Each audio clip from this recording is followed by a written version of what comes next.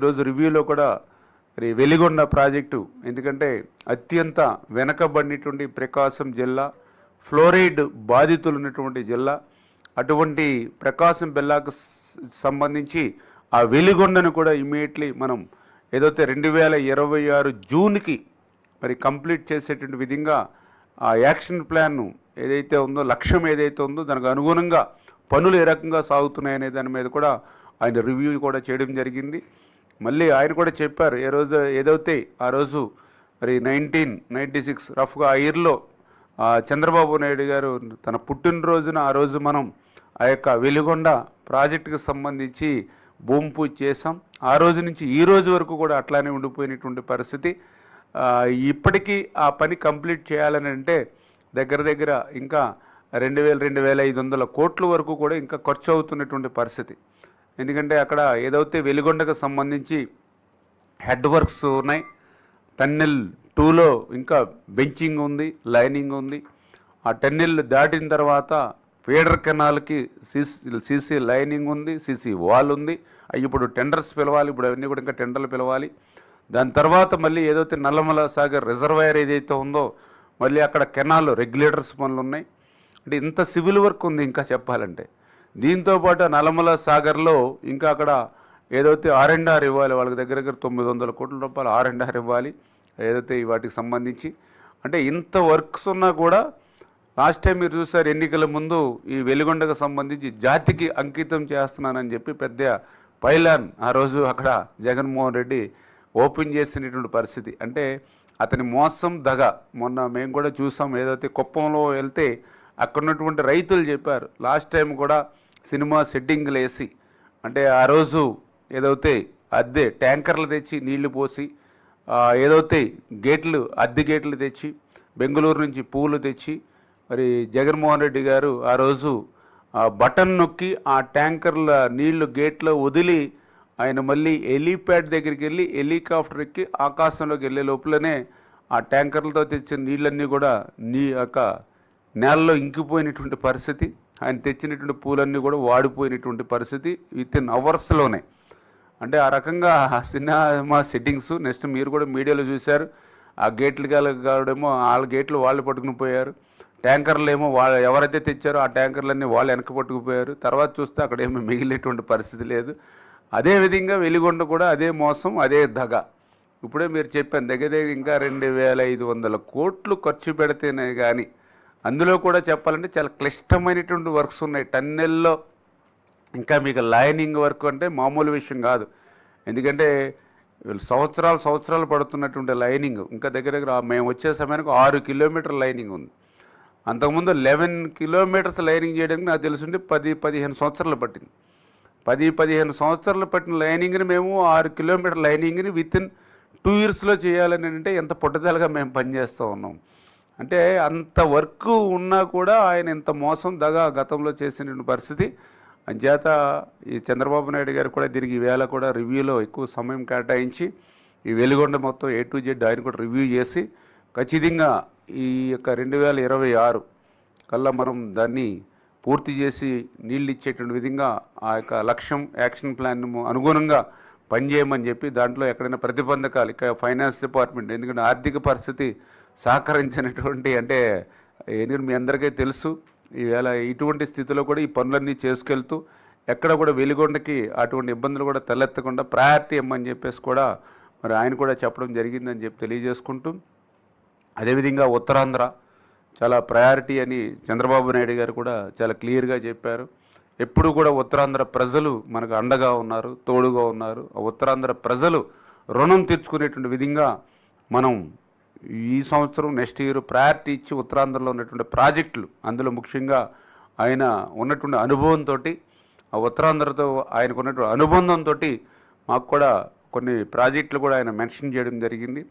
ఏదైతే వంశధార ప్రాజెక్టు, అదేవిధంగా తోటపల్లి ప్రాజెక్టు, అదేవిధంగా వంశధార నాగావళి లింకు, అదేవిధంగా హేరమండలం లిఫ్టు, అదేవిధంగా మద్దువలస, అదేవిధంగా నాగావళి చంపావతి లింకు, అదేవిధంగా జంజావతి, అదేవిధంగా తారకరామ తీర్థసాగర్, అదేవిధంగా మహేంద్ర తన్నయ్య, ఇట్లా ఆయన ఒక 9-10 ప్రాజెక్టులు ఏవైతే ఉన్నాయో ఉత్తరాంధ్రకు సంబంధించి ఆయనే మెన్షన్ చేసి ఇమ్మీడియట్లీ ఈ ప్రాజెక్టులకు సంబంధించి ఎంత ఖర్చు అవుతుందో మీరు లెక్కింపు వేసుకుని, అంటే రిమైనింగ్ బ్యాలెన్స్ ఏదైతే పూర్తి చేయడానికి సంవత్సరాల తరబడి పూర్తి కాకుండా నిలిచిపోయినటువంటి ఇవేవైతే ప్రాజెక్టులు ఉన్నాయో వీటన్నిటికీ కూడా ఇమ్మీడియట్లీ ఎస్టిమేట్ చేసుకుని ఈ సంవత్సరం ఒక 50%, నెక్స్ట్ ఇయర్ ఒక 50%, టోటల్గా 2 సంవత్సరాల్లో ఈ యొక్క ఉత్తరాంధ్రకు సంబంధించినటువంటి ఈ 9-10 ప్రాజెక్టుని మనం పూర్తి చేసేటువంటి లక్ష్యాన్ని మీరు పెట్టుకోండి. దానికి సంబంధించినటువంటి యాక్షన్ ప్లాన్ మీరు రెడీ చేసుకుని ఉంటే వచ్చే నెలలోనే ఒకసారి ఉత్తరాంధ్రకు వచ్చి ఈ ప్రాజెక్టుల మీద పర్యవేక్షణ కూడా నేను చేస్తానని చెప్పి కూడా ముఖ్యమంత్రి గారు కూడా చెప్పడం జరిగింది. అందుకు అనుగుణంగా ఈ ఉత్తరాంధ్ర మీద ప్రాజెక్టుల మీద కూడా స్పెషల్ ఫోకస్ పెట్టి ఈ వచ్చే నెలలోనే ఈ యొక్క పనులన్నీ కూడా ప్రారంభించుకుని ఫస్ట్ ఇయర్ కొంత, సెకండ్ ఇయర్ కొంత, 2 ఇయర్స్లో ఇవి ఉత్తరాంధ్ర ప్రాజెక్టులు కూడా కంప్లీట్ చేసేటువంటి విధంగా యాక్షన్ ప్లాన్ కూడా తీసుకుని ముఖ్యమంత్రి గారి దగ్గరికి నెక్స్ట్ మీటింగ్కి వెళ్తామనే విషయాన్ని కూడా మీ ద్వారా ఈ సందర్భంగా తెలియజేసుకుంటూ, అదేవిధంగా ఏదైతే మీ అందరికీ తెలుసు వరికిపూడి శిల మన మాచర్ల అంటే అత్యంత దుర్భరమైనటువంటి కనీసం త్రాగడానికి నీళ్లు కూడా లేనటువంటి ఏదైతే మరి మాచర్ల కాన్స్టిట్యున్సీ ఏదైతే ఉందో దానికి సంబంధించి ఆ వరికిపూడి శిలకు సంబంధించి ఏదైతే అడ్డంకులు ఏవైతే అంటే ఎన్విరాన్మెంట్ క్లియరెన్స్ కానీ ఫారెస్ట్ కానీ ఏవైతే ఉన్నాయో అవన్నీ కూడా క్లియరెన్స్ చేసుకుని ఇమ్మీడియట్లీ అది కూడా ఈ సంవత్సరంలో మనం ఆ వర్క్స్ని అది కూడా ప్రారంభించమని చెప్పేసి కూడా ముఖ్యమంత్రి గారు ఆదేశాలు ఇచ్చారని చెప్పి తెలియజేసుకుంటూ, మరి వీటన్నిటికీతో పాటుగా మీ అందరికీ తెలుసు లిఫ్ట్ స్కీమ్స్ ఐడిసి ఈరోజు ఆంధ్రప్రదేశ్ రాష్ట్రంలో గత 5 సంవత్సరాల పాలనా పాపం ఫలితంగా మరి ఐడిసి మొత్తం పడుకున్నటువంటి పరిస్థితి. ఎందుకంటే 1008 లిఫ్ట్లు ఆంధ్రప్రదేశ్ రాష్ట్రంలో ఉంటే ప్రజెంట్ 161 లిఫ్ట్లు మాత్రమే పనిచేస్తూ ఉన్నాయి. ఎంత దుర్మార్గమైనటువంటి పాలన 5 సంవత్సరాలు అనేదానికి ఇదే ఒక ఉదాహరణ. 1008 లిఫ్ట్లు ఉంటే ఈరోజు పనిచేసేది 161 లిఫ్ట్లే. 5 సంవత్సరాల్లో 5 రూపాయలు కూడా ఈ లిఫ్ట్లకు పెట్టకపోవడంతో మొత్తం లిఫ్ట్లన్నీ కూడా పడుకున్నటువంటి పరిస్థితి. లిఫ్ట్లన్నీ పడుకుంటే ఎంత మరి ఆయకట్టు దెబ్బతిందని చూస్తే ఈ యొక్క 1008 లిఫ్టుల ద్వారా 8,40,40,000 ఎకరాలు అంటే 8.4 లక్షల ఎకరాలకి సాగునీరు అందించేటువంటి లిఫ్ట్లు ఇవన్నీ కూడా 1008.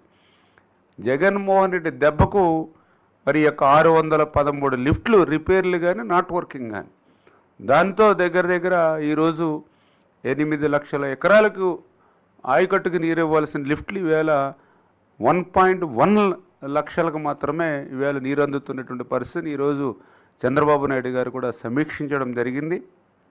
అందుకే ఆయన కూడా చాలా క్లియర్గా ఇన్స్ట్రక్షన్స్ ఇచ్చారు. మనం ఎంతో కొత్త ఆయకట్టును తీసుకొస్తున్నాం ఎంత కష్టపడి, కానీ ఉన్న ఆయకట్టును కూడా మరి గతంలో ఆయన పాలన నష్టపోయారు.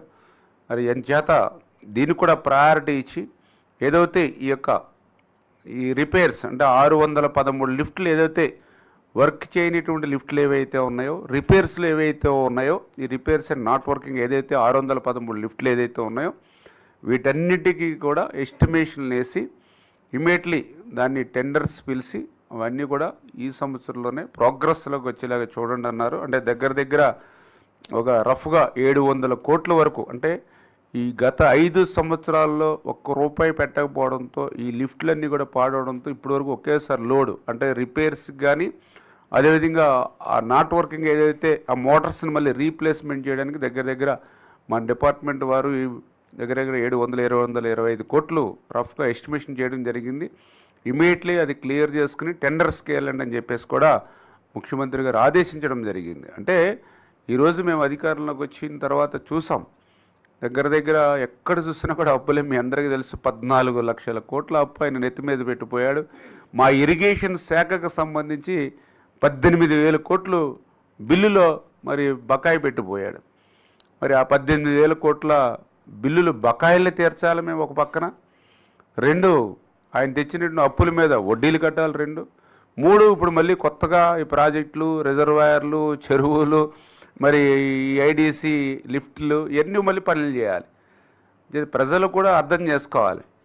మనము ఇచ్చేటువంటి ఓటు నిర్మాణం వైపు పోవాలి, అంతే తప్ప మనం ఇచ్చేటువంటి ఓటు విధ్వంసం వైపు పోకూడదు. 2019లో మీరు ఇచ్చినటువంటి ఓటు విధ్వంసం వైపు పోయింది.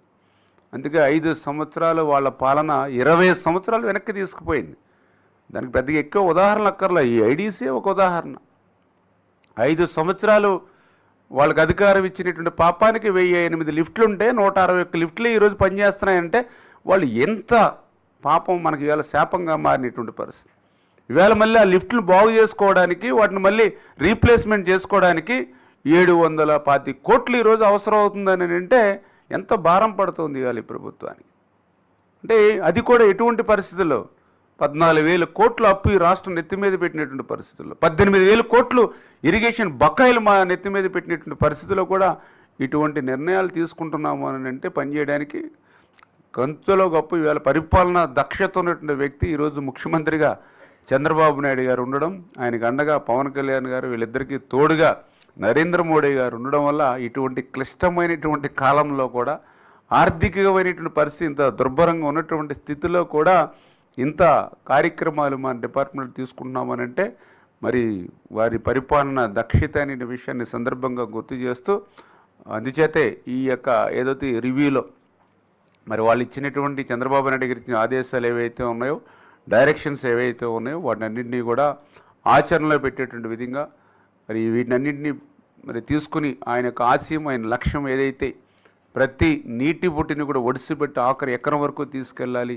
1 సంవత్సరం వర్షాలు బాగా రాకపోయినా కూడా కరువు అనేది రాష్ట్రంలో ఉండకూడదు అనేటువంటి ఆయన ఆలోచన, వాటర్ సెక్యూరిటీ ఏదైతే ఉందో దానికి అనుగుణంగా పనిచేస్తామని చెప్పి మీ ద్వారా అందరికి కూడా తెలియజేసుకుంటూ ఉన్నాం.